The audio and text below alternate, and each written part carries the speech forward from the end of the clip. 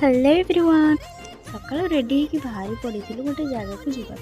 आपण मैंने भावुं कि कौटी की जाऊँ भिडियो लास्ट जाए देखूँ सब ग्राम पंचायत रू गोटे गोटे कैडर मैंने जाऊँ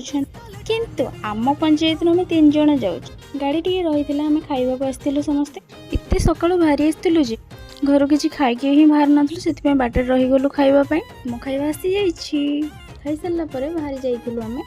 पुणी टिके रही जाइलु तेल टांगी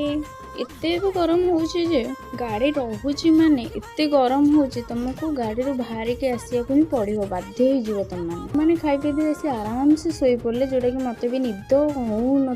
केमी गाड़ी रे सोई पड़ुछन के जाने आपण मन तो कहते गाड़ी रहीगले बहुत जोर गरम हो जोटा कि गाड़ी रही हेबनी किंतु कौन करूँ एते ट्राफिक जे रही भावुं पुलिस कहीं आमको अटकई दी आमको खाली अटकई ना समस्त भी अटकई कारण आमर मुख्यमंत्री से जाऊे से गला पुणी आम